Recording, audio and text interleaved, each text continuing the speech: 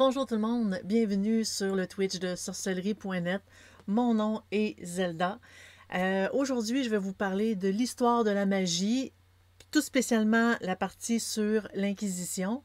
Je vous avertis tout de suite, aujourd'hui, je ne parlerai pas de toutes les formes de torture inimaginables que l'Inquisition a fait. En fait, en réalité, la majorité de ces tortures-là, c'est plus des peurs et des rumeurs que la réalité.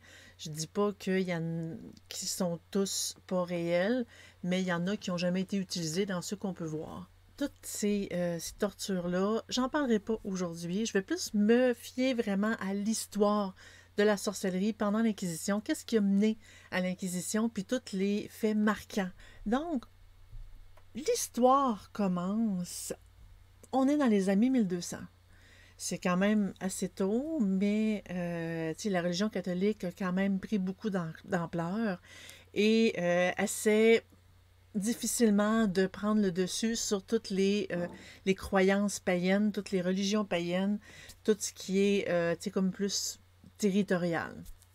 Par exemple, les Celtes. Donc, dans les années 1200, on croyait que le pouvoir des démons les plus acceptés par les théologiens étaient de révéler des connaissances, de faire bouger des objets, de créer des illusions, de révéler des trésors cachés, de révéler le futur et apporter aussi les désirs du pratiquant. C'est-à-dire, bon, regarde, je désire cette femme, faites en sorte qu'elle tombe amoureuse de moi, ou je veux posséder, je veux avoir de l'argent, je veux être riche. Donc, on croyait que les démons pouvaient apporter ce genre de choses-là, d'objets-là, de pouvoir-là. Selon l'Église, les sorcières se faisaient berner par les démons. Ce que je veux dire par là, c'est que les démons, en fait, les sorcières croyaient avoir des pouvoirs, mais en réalité, c'était que des illusions. Donc, quand les sorcières croyaient voler sur leur balai, c'était dans leur tête, c'était comme très fantaisiste, très imaginatif.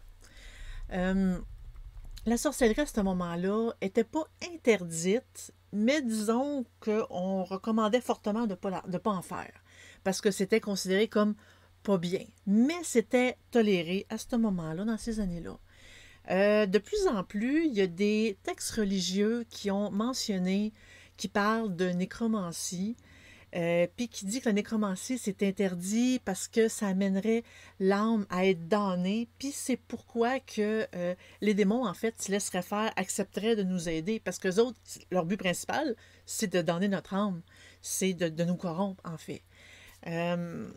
Puis c'est comme contre l'Église, parce que l'Église, eux, c'était d'exorciser les démons, de les faire partir, mais la nécromancie, c'est l'inverse, c'est de faire venir les démons pour les utiliser, pour qu'ils puissent faire ce que nous, on désire. C'était vraiment comme non recommandé, de plus en plus de documents en parlaient. Au 15e siècle, c'est autour des années 1400, le diable, à ce moment-là, était considéré comme l'incarnation du mal. Mais il ne figurait pas beaucoup dans l'Ancien Testament. En fait, il y a seulement le nom de Satan qui apparaît dans les Saintes Écritures et son but principal, c'est de tenter et de punir. En fait, lui, il existe parce que Dieu accepte qu'il existe, parce qu'il est utile selon Dieu. Là, je parle encore dans la religion catholique. Il est le chef des anges rebelles qui a été chassé du ciel, bien sûr. Et Satan, lui, il est là, il a tenté le Christ. Le Christ a dit non, non, non. En fait, c'est comme un test que Dieu nous fait. Il nous donne la tentation, il permet à Satan de nous tenter. Et nous, à l'inverse, on doit garder la foi et on doit refuser cette tentation-là, comme le Christ l'a fait pendant son pèlerinage là, dans le désert. Je ne sais pas si vous connaissez un peu votre histoire catholique. Le diable, puis les démons inférieurs, parce que les démons, par la suite, sont comme apparus, puis le diable, il est comme devenu le chef des démons. Tous ceux faisaient avaient une grande place dans l'art, dans la littérature et les sermons religieux.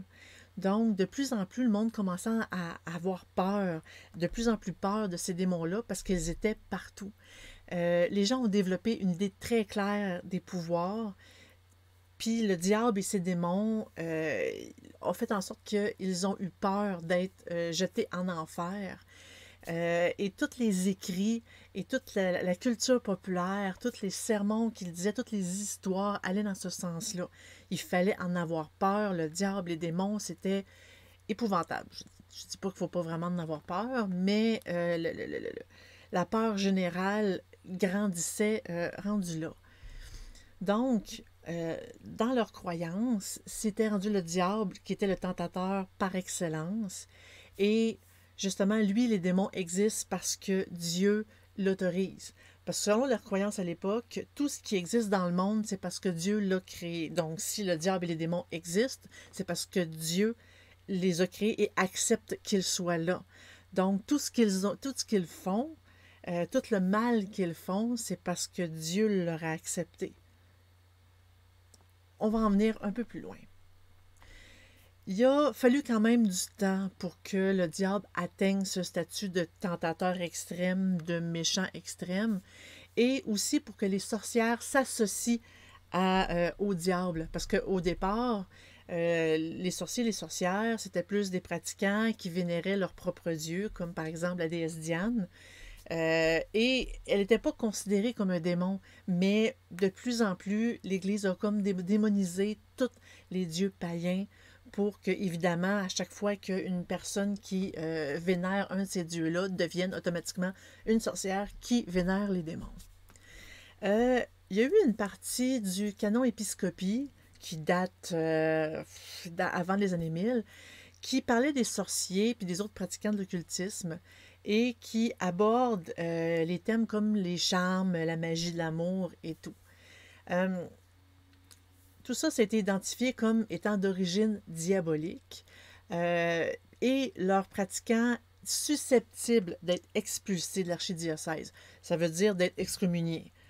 Mais là, on ne parle pas de meurtre, on ne parle pas de brûler, on ne parle pas des assassinés. On parle juste d'être excommunié, qui était à l'époque la punition extrême ultime. Mais malgré ce canon épiscopie-là, l'Europe catholique a accepté que l'idée que les sorcières étaient diaboliques. Automatiquement, aussitôt que tu es une sorcière, tu es diabolique. Thomas d'Aquin, qui s'appelle aussi Saint Thomas d'Aquin, a apporté une contribution quand même assez importante sur la nature des relations entre les humains et les démons. Et là, ça vient un peu glauque, parce que selon la science aristotélicienne, une union entre les habitants du monde spirituel, c'est-à-dire les démons, puis le monde matériel, les êtres humains, pouvait pas se produire. C'est impossible qu'un démon puis un être humain fassent l'amour ensemble, on va dire ça comme ça. Mais il a trouvé le moyen de contourner le problème, parce que l'idée était quand même assez générale à ce moment-là, avec les incubes et les succubes. En gros, c'est des démons mâles et femelles qui se présentent à nous pendant la nuit pour avoir des relations intimes avec les personnes sans plus ou moins leur consentement. On va dire sans leur consentement. Un démon pouvait prendre la forme féminine pour aller recueillir le sperme masculin, puis par la suite se transformer en homme pour aller injecter ce sperme-là dans une femme. Et paf, et voilà, voici comment on peut faire l'amour avec un démon. Thomas d'Aquin est devenu comme le théologien de choix pour l'Inquisition à cette époque-là. C'est entre autres, c'est ses écrits à lui, parce qu'il en a quand même fait plusieurs, qui ont été utilisés par les inquisiteurs au départ. Au milieu des années 1320, il a écrit La Pratica Inquisitionis Hereticae Pravitatis, est un guide complet des hérésies existantes, réelles ou imaginaires, et qui disait que toute la magie venait du diable. En gros, on ne pouvait pas faire de la magie comme bonne, qui venait comme des anges, malgré qu'il y a eu d'autres écrits qui disaient le contraire. Les choses ont été poussées un peu plus loin par un autre manuel qui est écrit pour les inquisiteurs. Ça s'appelle le Directorum Inquisitorum. En fait, c'est Nicolas Émeric qui l'a écrit. Lui concentrait son attention sur les procès, normalement des hommes haut placés, parce que Oui, il y a eu beaucoup de femmes, mais en majorité, c'était les hommes haut placés qui pratiquaient parce qu'ils avaient les connaissances, ils avaient l'enseignement pour pouvoir le faire. Mais ça, on va en revenir plus tard. Il y a eu divers groupes qui étaient considérés comme hérétiques. Euh, En fait, par exemple, la croisade entre les Cathares qui fut lancée en 1209, ils ont commencé à être visés par l'Église à cause de leurs croyances divergentes. En gros, les Cathares, eux, euh, ils croyaient en l'Église catholique, mais de façon plus ouverte, euh, quasiment très moderne, leur façon de pratiquer. Eux autres, ils croyaient que Dieu était là pour les aider et tout. Donc, si vous voulez avoir plus d'informations sur les Cathares, vous pouvez faire quelques recherches sur Internet. Donc, ils ont commencé à être visés par l'Église parce que l'Église considérait que leurs croyances étaient totalement divergentes. Euh, et ils n'aimaient pas ce nouveau mouvement de pensée-là qui prenait, comme qui devenait populaire. Il y avait beaucoup d'opinions religieuses à cette époque-là. Puis les opinions qui étaient considérées hérétiques, c'est parce qu'ils étaient directement condamnés par le pape. Le pape, il disait, non, moi, ça, j'aime pas ça, c'est hérétique. Donc, il y avait juste un chef religieux et c'est lui qui décidait de tout. L'hérésie était considérée comme le travail des démons. Évidemment, quand il y a quelque chose qui ne faisait pas l'affaire de l'Église ou des papes, c'était les démons qui étaient le bouc émissaire. Donc, les hérétiques, par fierté, n'acceptaient pas l'opinion de l'Église. Par ignorance, étaient incapables de comprendre leurs erreurs. Et une façon de faire une fraude, ce que je veux dire, c'est qu'ils prétendaient être pieux, mais ils étaient coupables de terribles péchés. Et c'est là qu'il y a beaucoup d'histoires qui se sont dit, comme quoi qu'ils mangeaient des bébés morts, qui faisaient comme des danses nues, qui avaient des orgies et tout. Donc, c'est pour ça qu'on parle un peu de terribles péchés. Euh, Évidemment, là, je parle de diable puis de manger des bébés et tout. Donc, évidemment, les hérétiques ont été aussi accusés de pratiquer la sorcellerie. Mais ils n'étaient pas mis en procès pour la sorcellerie. C'était vraiment pour l'hérésie. Dans la décennie 1230, c'est là que l'Inquisition fut créée. L'Inquisition, en fait, c'est vraiment directement lié à l'hérésie qui grandissait. Donc, l'Inquisition a été créée par le pape. C'est un système d'investigation, d'accusation et de procès et aussi de châtiment qui était sous l'autorité directement du pape. Donc, à cette époque-là, c'était un petit peu plus soft, mais c'était vraiment, il s'attaquait directement à l'hérésie. La pratique de la magie n'était pas considérée comme une déviance, puis pour ce moment-là, l'Inquisition en tenait pas compte, il s'en préoccupait pas du tout. C'est vers les années 1258-1260 que le pape Alexandre IV a ordonné aux inquisiteurs de porter une attention un petit peu plus particulière au sortilège, à la sorcellerie, puis à la divination aussi en même temps. La peur de la sorcellerie était grandissante et a multiplié les procès pour sorcellerie dans les villes et villages au 14e siècle. Selon eux, la sorcellerie infligerait des dommages physiques, violents sur le corps et la santé des victimes et causait la ruine, la maladie et la mort. Donc, c'était excessivement grave. Le peuple en avait vraiment très peur. Donc, pendant la papauté de Jean XXII, c'est là que tout change. C'est en 1317 que l'évêque de Cahors, qui s'appelle Hugues Géraud, il fut accusé de malversation en décidant d'empoisonner le pape. Il n'aimait pas le pape, il y a des choses qui ne faisaient pas son affaire, donc il décide de l'assassiner. Il se procure des poisons puis des statuettes de cire pour faire en même temps un envoûtement sur le pape, juste pour s'assurer que il meurt, au cas où que le poison ne fonctionne pas. Le rite est d'abord pratiqué contre Jacques de Villa, qui est un des neveux du pape, qui mourut le 13 juin 1317. Est-ce que c'est un hasard ou c'est vraiment lié au sortilège? Ça, on ne le sait pas. Mais il est mort pendant le procès de ce monsieur-là et de tous ses complices. Parce qu'il y a 3 figurines de cire qui ont été créées à l'effigie du pape et de d'autres personnages, dont Bertrand de Pouget et de Gausselme, de gens qui, en fait, toutes ces statuettes-là sont cachées dans des pins et confiées à des messagers pour les porter dans le palais épiscopal. L'attitude étrange attire l'attention de la police pontificale, donc ils les arrêtent et c'est là que le complot est dévoilé. C'est à la fin de mars 1317 que toutes les personnes impliquées sont arrêtées et Géraud est déclaré coupable de l'assassinat de Jacques de Villa parce qu'il est mort pendant son procès et il périra sur le bûcher. Donc, directement, justement, comme au Vatican, ils l'exécutent pour tentative de meurtre envers le pape et meurtre aussi envers le neveu du pape. Il y a eu un certain nombre de procès qu'on pourrait qualifier de trahison et de sorcellerie, principalement dirigés vers les papes et les monarques. En fait, il y a beaucoup de rois qui avaient peur justement d'être ensorcelés et aussitôt qu'il y avait une petite rumeur, évidemment, bon, la personne était arrêtée, accusée de sorcellerie et évidemment, je peux pas vraiment dire assassinée, je peux dire, comme condamnée à mort. Il y a eu Philippe IV avec les Templiers. En fait, lui, contre les Templiers, il voulait absolument, en fait, c'était pas juste une question de, je crois qu'il pratique de la sorcellerie, c'était surtout qu'il voulait s'approprier leur possession, leur argent, et parce qu'on croyait que les Templiers étaient immensément riches. Philippe IV, lui, il commençait à être pauvre un peu, puis il convoitait. Donc, toutes les accusations de sorcellerie étaient vraiment la voie facile pour s'approprier, pour éliminer des adversaires politiques. Le pape Jean, lui aussi, porte ce même type d'accusation-là pour, évidemment, éliminer ses ennemis. Il était également préoccupé par la sorcellerie populaire, puis là, je parle le pape Jean XXII, et la magie démoniaque, ou potentiellement démoniaque. Ça commence à changer un peu. Et il ordonne à ses inquisiteurs d'éradiquer ces pratiques-là. En publiant une bulle papale, c'est une espèce de texte officiel, qui s'intitule Super Ilius Spicula, en 1308.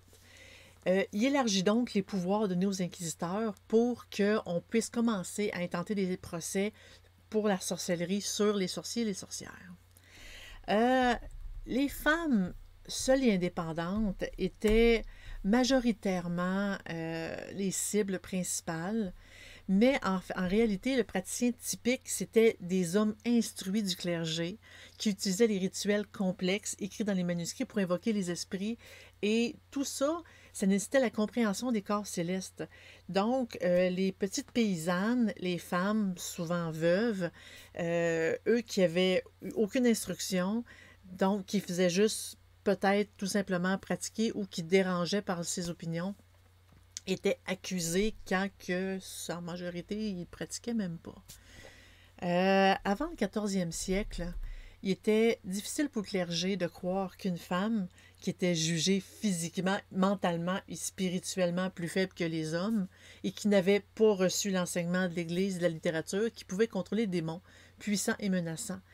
Et ça causait un problème pour l'Église parce que ça faisait comme... Il y avait comme un problème de logique. Le problème, il fut réglé en mettant l'emphase sur les pactes sataniques. Donc, en échange de donner leur âme, les sorcières appelaient les démons pour leurs besoins. Donc, ils donnaient leur âme en échange de possession.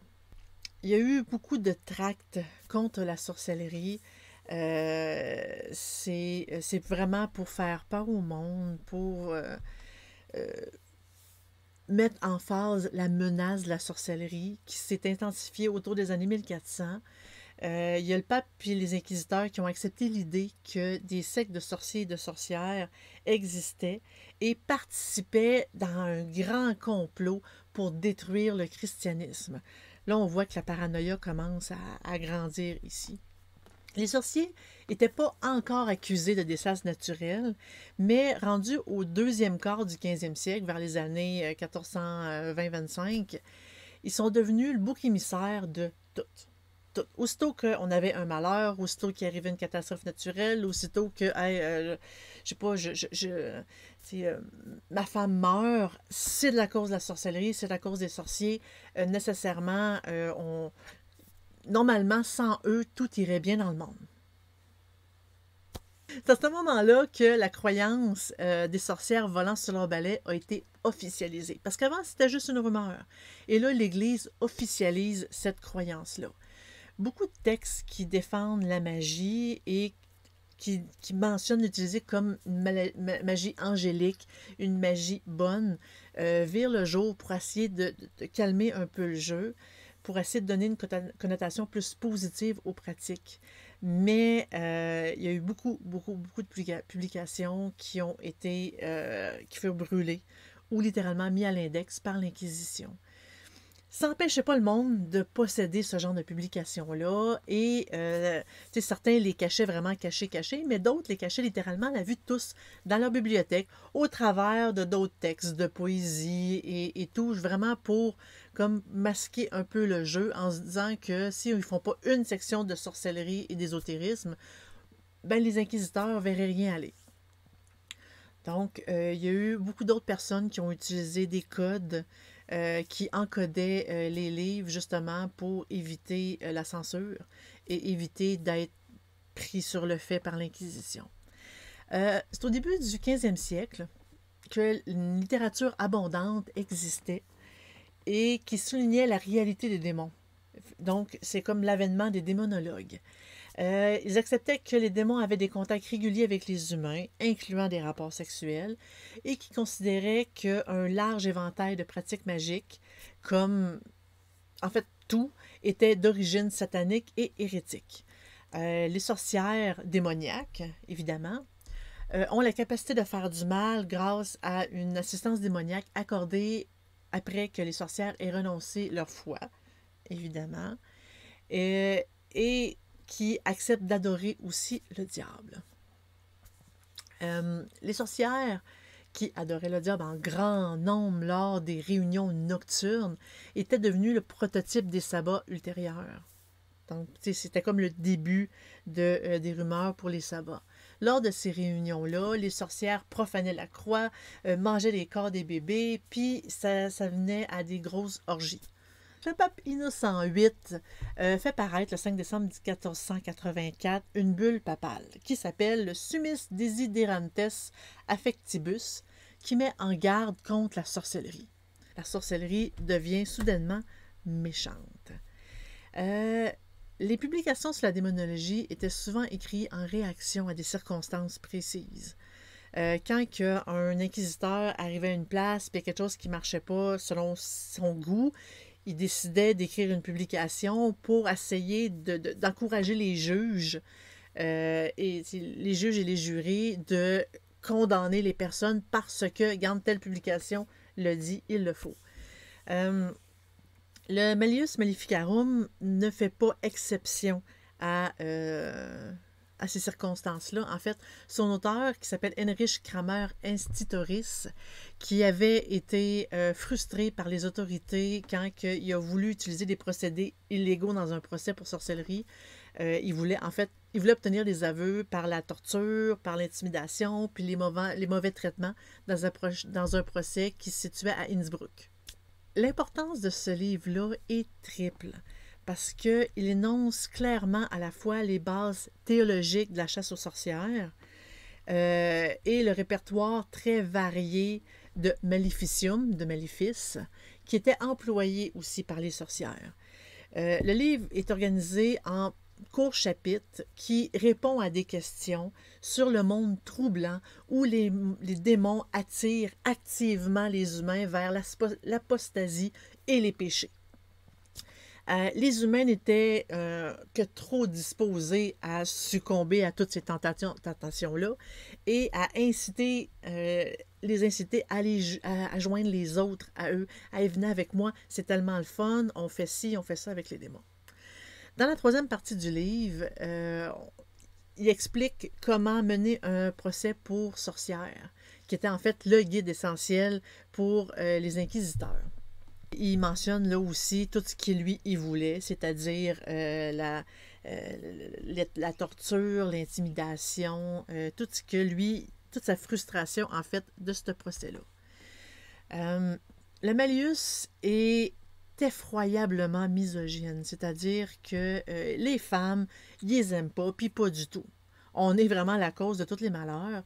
En fait, il démontre que la plupart des sorcières, c'est des femmes, puis que la raison, c'était que justement, comme je mentionnais tantôt, spirituellement, moralement, puis intellectuellement, on était inférieurs. Les femmes étaient littéralement faibles et incapables de réfléchir et d'avoir un esprit, d'éviter la tentation. Puis il met l'emphase sur l'histoire d'Ève et d'Adam. Parce que c'est Ève qui a été tentée par le serpent pour manger la pomme. Donc, c'est la preuve ultime que les femmes sont faibles. Malgré que le Malleus Maleficarum fut interdit par l'Église peu après sa parution, il a été directement mis à l'index parce que c'était contraire aux enseignements catholiques. Il a été très, très, très réimprimé. Il y a eu beaucoup d'éditions latines qui ont été publiées, surtout en Allemagne et en France, entre 1486 et 1523.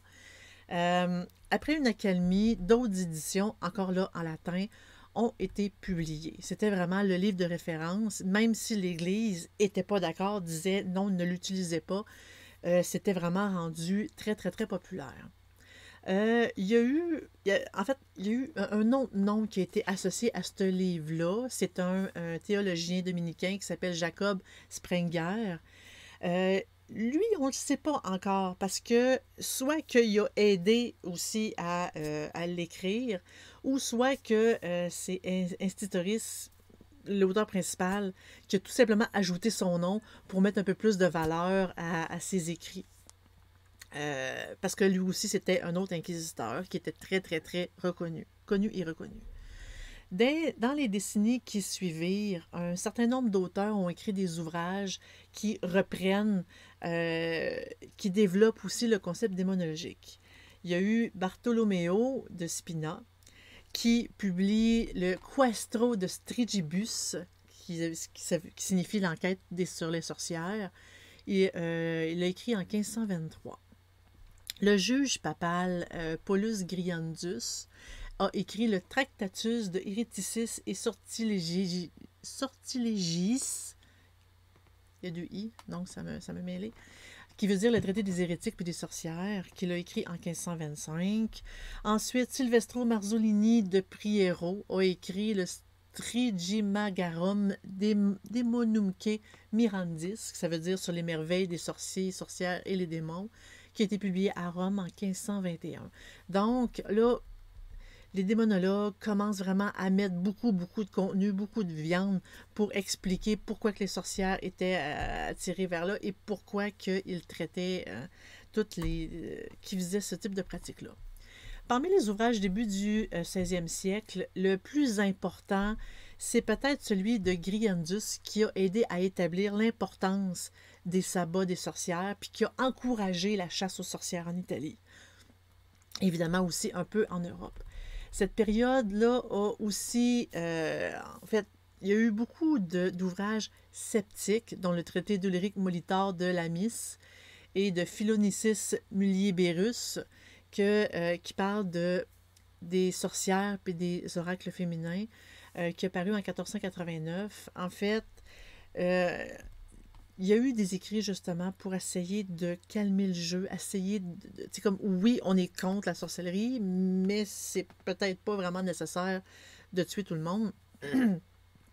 Il a adopté la position catholique traditionnelle qui remonte loin au canon épiscopique que j'ai parlé en début, que ceux qui ont effectivement fait un pacte avec le diable ou qui ont renoncé au Christ devraient être punis comme apostats et idolâtres.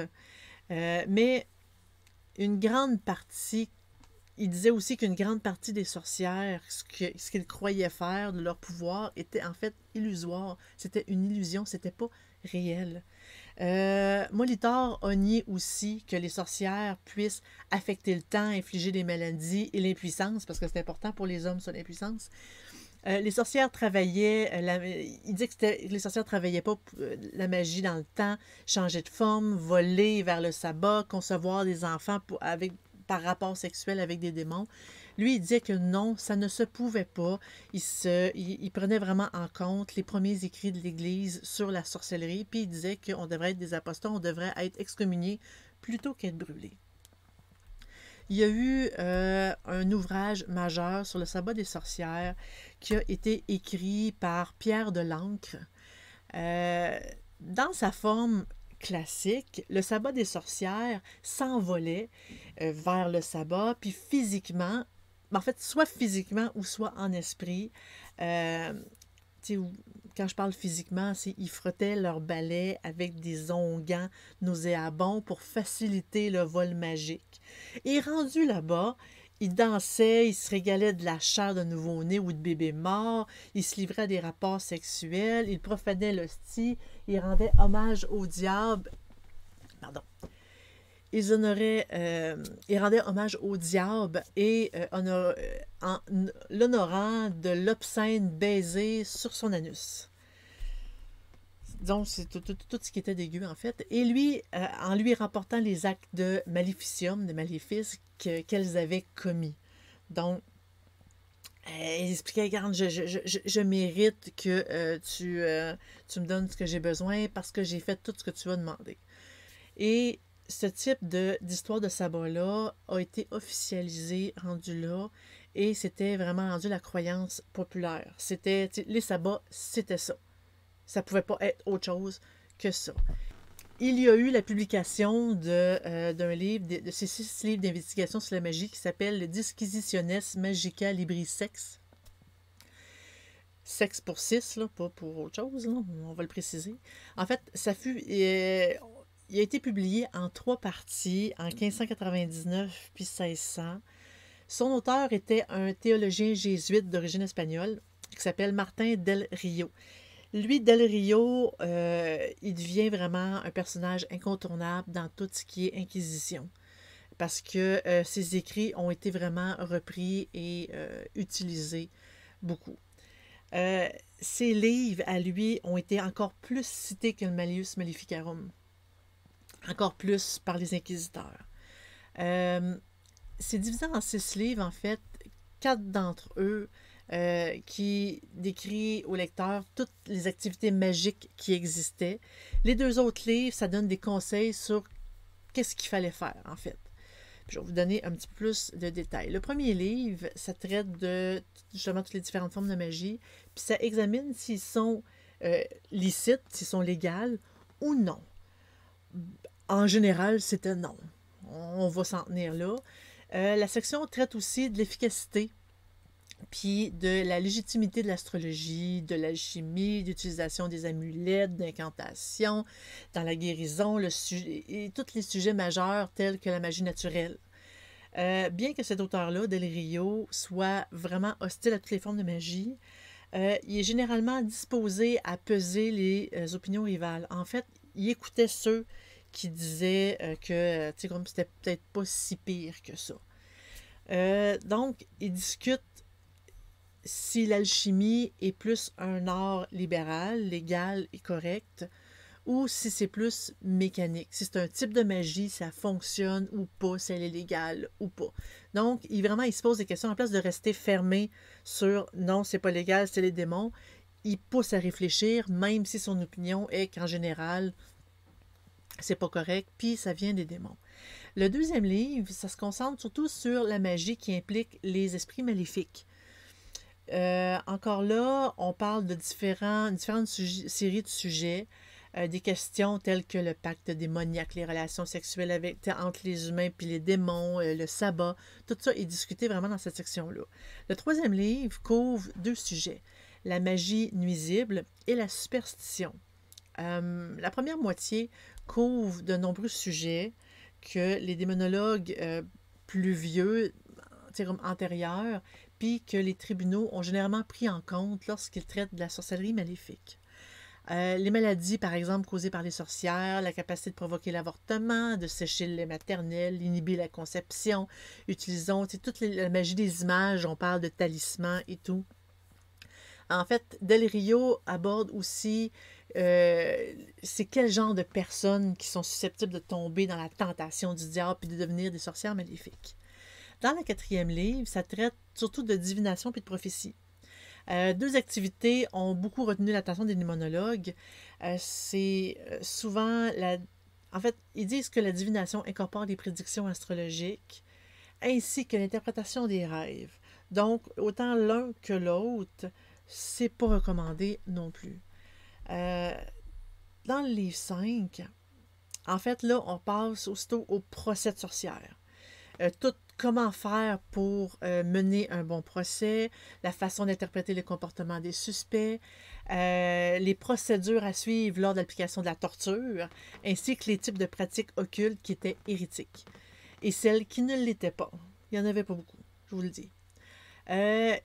L'auteur apporte aussi une ligne dure contre les sorcières, tout ce qui était suggéré que les sorcières avouaient qu'il était des vieilles femmes qui étaient trompées, que les femmes qui étaient condamnées devraient être exécutées malgré tout, malgré qu'ils disent que non, je suis innocente. Même s'ils avaient commis aucun acte maléfique, elles méritaient de mourir juste pour le fait d'avoir fait un pacte avec le diable, même s'ils n'ont rien fait de méchant.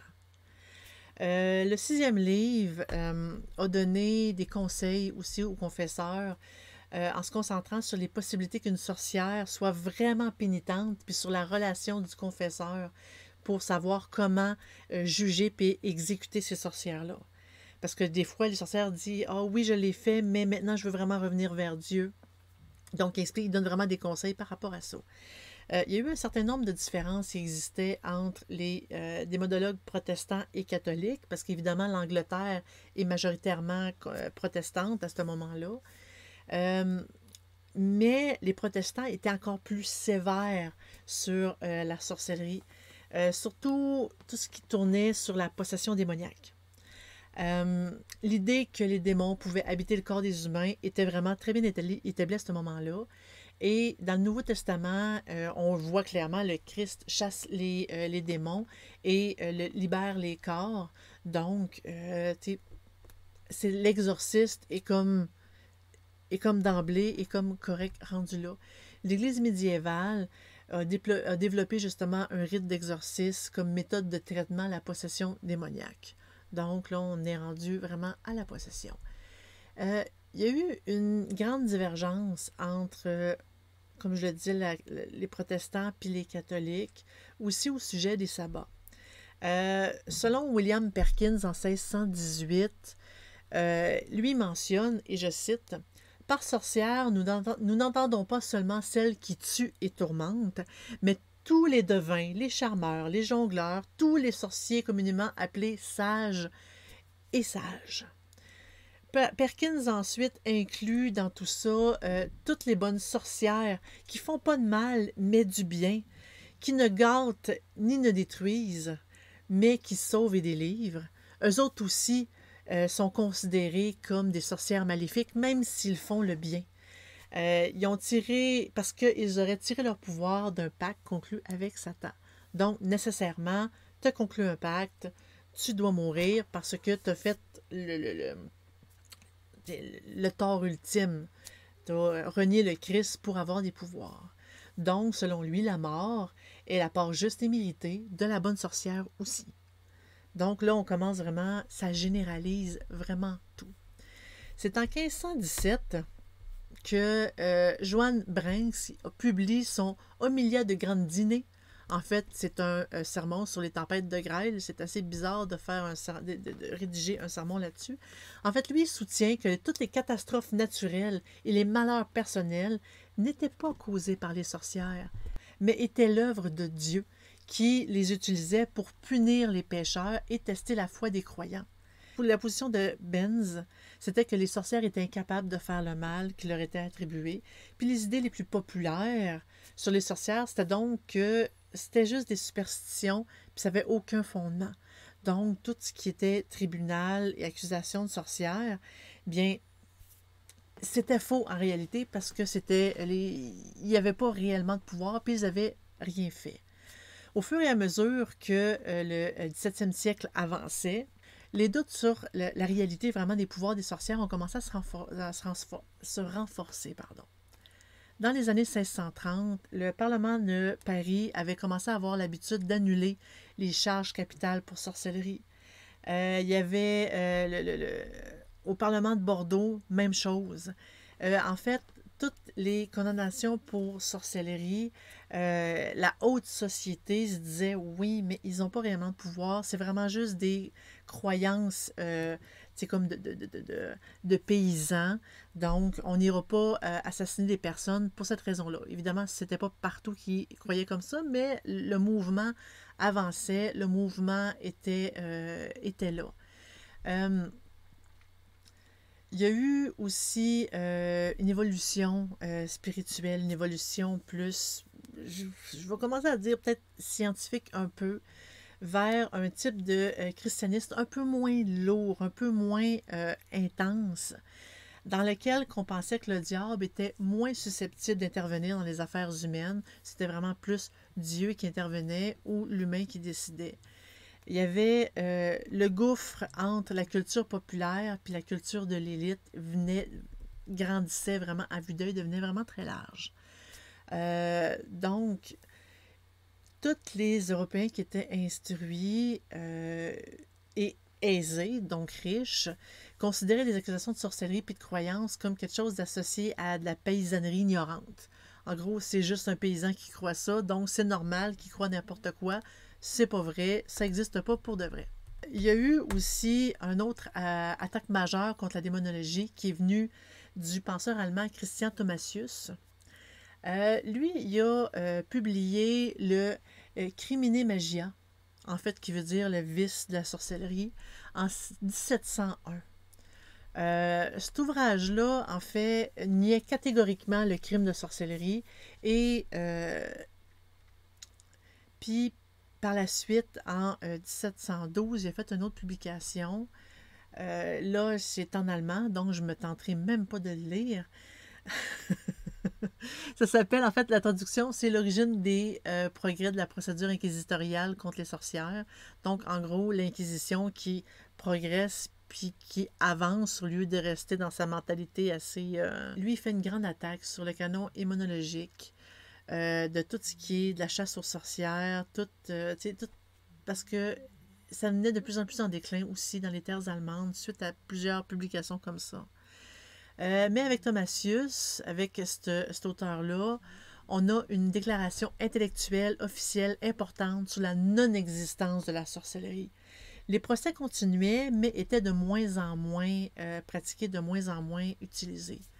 Les procès de sorcières ont visé majoritairement les femmes plus que les hommes. On parle d'un ratio, comme pour l'Europe et la Nouvelle-Angleterre, peut-être 75-80% de femmes contre 20-25 d'hommes. Mais il y a eu, ça masse beaucoup les variations. En fait, la proportion de femmes qui ont été victimes de persécutions variait beaucoup, tout dépendant la région, tout dépendant le type de chasse aux sorcières, parce que l'inquisiteur lui-même s'attaquait vraiment à un type aussi de, comme de sorcière, qu'elle soit bonne, qu'elle soit méchante, qu'elle aille au sabbat ou non. Donc, tout dépendait aussi de l'inquisiteur. En 1604, le nouveau roi d'Angleterre et d'Écosse, qui s'appelle Jacques Ier, lui, il décide de faire une loi très sévère sur la sorcellerie, peine de mort qui était autorisée pour la première infraction non, comme juste de meurtre, mais aussi de simples blessures à des êtres humains, de gaspillage, d'endommager ou de dégrader les biens par la sorcellerie. Les rituels occultes de sorcellerie diabolique étaient aussi incorporés dans cette loi-là, dans le sens que ça devenait une infraction capitale, tout simplement juste de consulter, pactiser avec, employer, nourrir, récompenser tout esprit mauvais et méchant avec une intention là, en bout de ligne.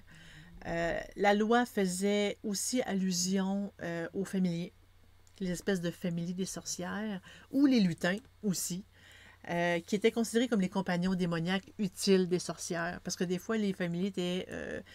on croyait qu'ils tuaient au nom de la sorcière. La sorcière disait, regarde, je veux que tu ailles faire du mal à telle personne. Et c'était le familier qui s'en occupait. Les sorcières aussi qui nourrissaient ces familiers-là, et là, c'est assez étrange, elles les nourrissaient de leur sang à travers une tétine qui était cachée sur son corps. Donc, aussitôt qu'on avait un grain de beauté qui ressemblait à une tétine, c'était nécessairement une marque de la sorcière qui nourrissait son familier. C'est assez dégueu, on va le dire.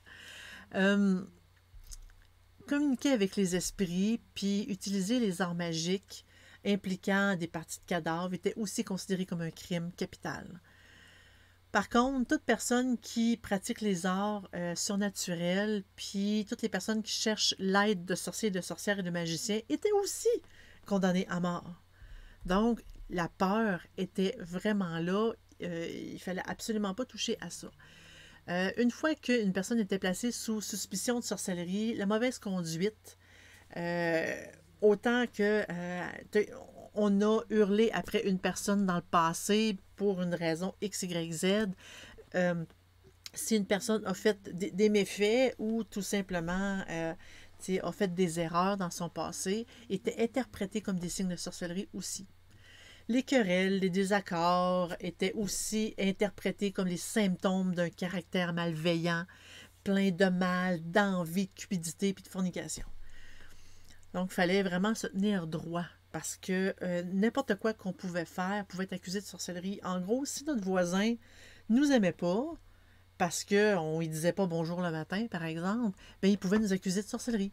Et on pouvait, tu sais, comme, on pouvait finir au bûcher juste parce qu'on ne disait pas bonjour. Donc, la peur était là, le monde était dans un sens. Et c'était plus facile d'accuser. On s'assurait presque de ne pas être accusé de cette façon-là.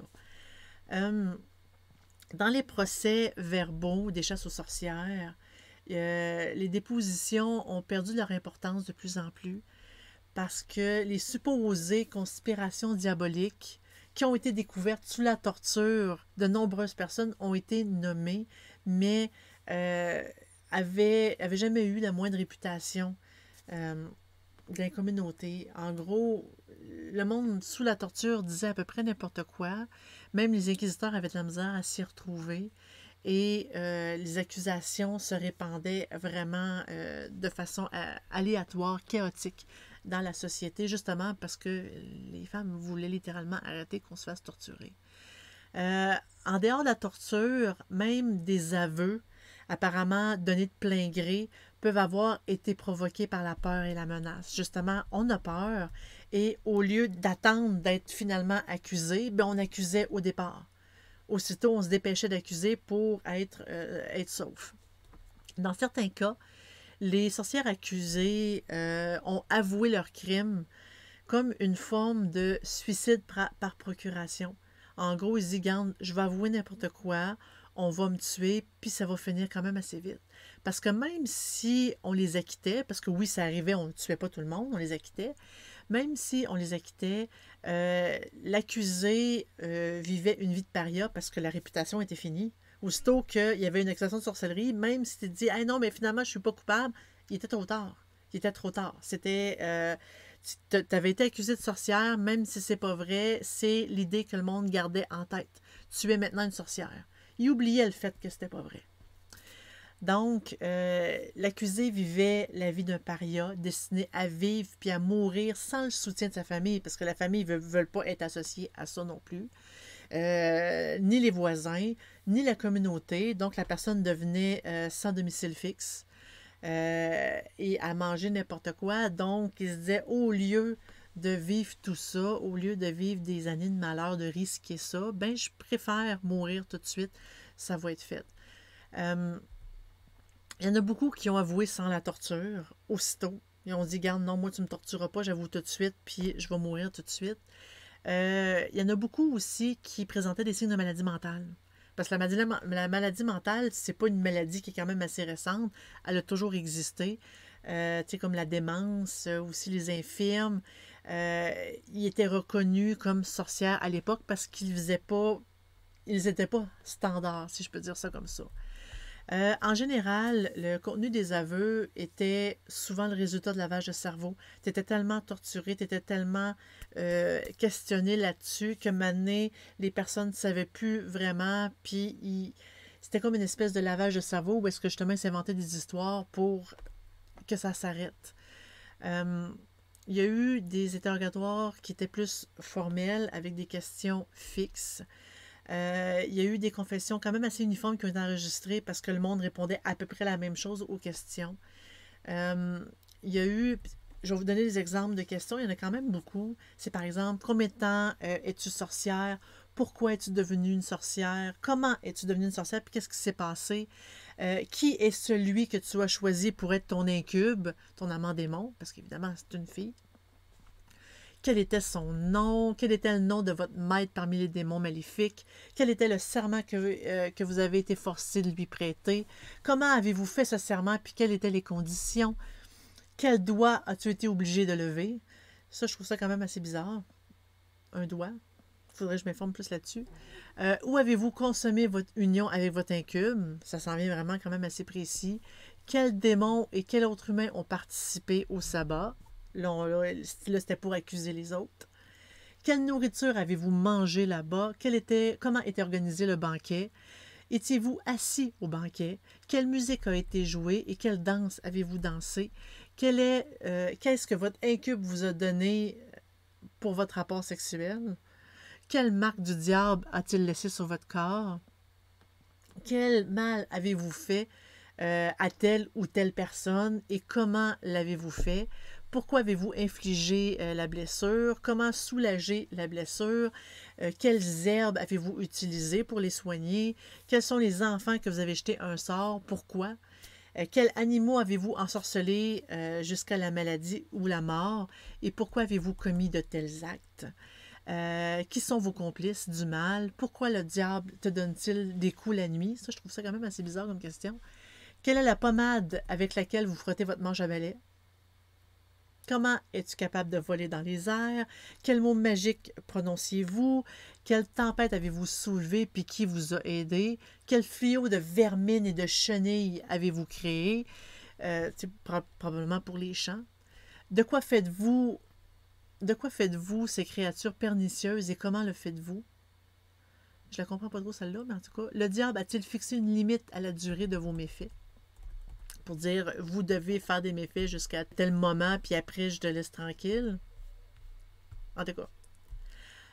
La plupart des territoires d'Europe ont vu la fin de la chasse aux sorcières à grande échelle et massive au milieu du 17e siècle, en majorité. On voit ici, là, je sais que c'est quand même assez petit, mais on voit que on parle de différents pays avec les différents moments de l'Inquisition. Puis le type d'exécution. Je vous donne tout simplement un exemple. En France, c'était surtout entre 1570 et 1670. Et le nombre de procès est quand même assez inconnu, mais il y en a quand même eu beaucoup. Et on dit qu'il y aurait eu entre 400 et 1000 exécutions. Il y a par exemple, il y a eu en Russie, en Finlande, Danemark, en Norvège. Il y a vraiment eu beaucoup de types de procès. Et, comme dans la région de l'Alsace, par exemple, il y a eu à peu près 1000 morts. En fait, il y en a eu beaucoup dans chaque place. Mais ce n'était pas tous les procès qui menaient à l'exécution. Même au plus fort de la chasse aux sorcières, certaines villes, ils ont connu très peu ou pas d'exécution du tout. C'était pas, oui, c'était généralisé, mais c'était pas absolument partout. Il y a des places où c'était un peu plus calme. On voit encore là, je sais que c'est petit, hein, j'aurais dû vous le mettre en plus gros. On voit vraiment comme plus de morts. Il y a un endroit à Luxembourg, par exemple, qui a eu 3000 procès, qui a terminé avec 2000 exécutions, ce qui est quand même énorme, juste pour une région. Dans cet empire romain germanique, la cour de chambre impériale et la cour impériale ont suspendu les chasses aux sorcières et dans la francophonie et ailleurs dans les années 1630. Certains rois, princes, magistrats et autorités se sont opposés au procès de sorcières parce que ça provoquait la discorde, ça provoquait l'agitation, ça provoquait le déclin économique. Parce que quand le monde était concentré là-dessus, le monde ne travaillait pas. Hein. Quand tu étais accusé de sorcellerie, tes champs, il ne se passait rien, tu ne pouvais pas faire des récoltes. Donc, les rois qui prenaient une part de ces récoltes-là, ils n'avaient rien. Donc, c'était vraiment pas bon pour eux. Certains territoires ont même interdit la pratique de la lecture à haute voix des confessions en public, y compris le récit des sabbats puis des listes de complices, vraiment pour essayer de taire tout ce type de pratique-là. En 1653, il y a eu le nouvel électeur de Trèves qui s'appelle Karl Gaspar von der Leyen, qui a émis un ordre secret pour littéralement arrêter les procès de sorcières. Lui, il voulait ordonner la destruction de la plupart des procès-verbaux des procès de sorcières et il a tout suspendu les procès, toutes les enquêtes, il a tout suspendu ça. Il a limité la communication des aveux de sorcières, il a essayé de supprimer le plus possible les rumeurs, les dénonciations puis la propagande pour vraiment mettre fin à cette horreur-là, en fait. Il y a eu les lois sur la sorcellerie ont été abrogées ou supprimées, comme par exemple en France en 1682, en Prusse en 1714, en Angleterre en 1736, dans les terres des Habsbourg en 1755 et 66, en Pologne en 1776, en Suède en 1779. On voit que cette centaine d'années, ce centenaire-là, c'est pas mal toute l'abrogation de toutes les lois sur la sorcellerie. En Europe de l'Est, en Russie, en Pologne, en Hongrie, le pic de la chasse de sorcières s'est produit autour de 1650, pas mal plus tard qu'en Europe. Il y a eu environ 3000 procès après 1700. La Hongrie, a connu le plus d'exécutions pendant le soi-disant siècle des Lumières qu'au cours des siècles précédents. C'est comme eux qui ont fini le bal. Au cours des 2 derniers siècles environ, les estimations du nombre d'exécutions et de procès ont énormément varié. En 1793, un archiviste allemand protestant a calculé le nombre de victimes qui serait supérieur à 9 millions. C'est quand même énorme, mais c'est encore là des estimations parce qu'on n'a pas de chiffres exacts, on a juste des approximations parce qu'il y avait beaucoup aussi d'exécutions groupées. Il y avait beaucoup, il y en avait il passait quand même assez vite le procès, là, puis qu'il était exécuté. Donc, on n'a pas vraiment tous les documents parce que justement, ça a été comme détruit dans le passé.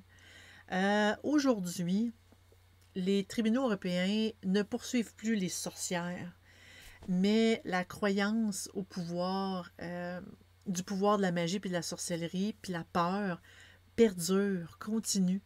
Parce que même encore aujourd'hui, on parle de magie puis de sorcellerie, puis la première réaction que le monde font quand on en parle, c'est « Ah non, c'est épeurant, c'est le mal. » C'est vraiment tout ce qui est, toutes les croyances qui ont été données par l'Église, toutes les persécutions, l'Inquisition ont vraiment créé dans notre société les mœurs d'aujourd'hui que la sorcellerie, c'est mal, c'est pas bien, c'est les démons et tout. Et les médias n'aident pas non plus là-dedans. Dans une perspective plus globale, la période africaine pour les procès de sorcières, ça fait, tu sais, comme eux autres n'ont pas terminé en réalité. Là-bas, il y a encore des procès pour sorcellerie, il y a encore des accusations de sorcellerie. On dirait qu'ils sont encore en arrière par rapport à ça. La désinformation joue beaucoup aussi là-dedans et le gouvernement, justement, comme on fait des lois contre ça. C'est malheureux parce que même encore aujourd'hui, on peut dire que la sorcellerie est traquée. Heureusement, c'est vraiment dans une petite région du monde. En fait, l'Afrique, c'est quand même assez grand, mais c'est une petite région du monde. On est tout ce qui est... Il y a encore des lois de sorcellerie dans certains pays, dont au Canada, mais elle n'est plus utilisée, elle n'est plus... elle existe, en fait, elle n'est plus appliquée, c'est le mot que je cherchais. Des fois, on l'applique pour les cas de grande fraude monétaire. Par exemple, une personne, j'avais fait de la sorcellerie, donne-moi tout ton argent et tu vas avoir telle chose. Dans ces cas-là, oui, ils vont faire référence à cette loi-là, mais pas pour les personnes qui prétendent pratiquer, pas pour les personnes même ceux qui vénèrent le diable et les démons, les pays les laissent aller. En fait, tant qu'on ne cause pas de crimes sur les autres types de lois. Donc, voici, c'était vraiment la présentation sur l'histoire de la sorcellerie, l'Inquisition. Je sais que c'est quand même un condensé de beaucoup, beaucoup, beaucoup d'informations. Si vous voulez avoir plus d'informations sur les types de torture, faites attention sur les sites que vous consultez parce qu'il y a beaucoup, beaucoup, beaucoup d'histoires qu'en réalité, c'est plus des rumeurs que des histoires. Mais moi, je ne vous parlerai pas de tout ce type de torture-là. Merci beaucoup d'avoir été là. Vous pouvez, faites un like si vous avez apprécié la vidéo. Suivez-nous pour absolument ne rien manquer de toutes nos sorties. On fait un podcast par semaine qui sort le mercredi. Ne les manquez pas. On parle de sujets vraiment divers. Merci beaucoup d'avoir été là et j'espère que vous allez nous suivre pour le futur. Si vous avez des questions ou des informations, venez sur sorcellerie.net. C'est un site totalement gratuit où est-ce que vous pouvez vraiment poser toutes les questions que vous avez envie sur le sujet. Il y a plein de personnes qui sont là pour vous répondre et qui aiment bien discuter. Donc, je vous souhaite une belle semaine à vous tous. Merci beaucoup. Au revoir.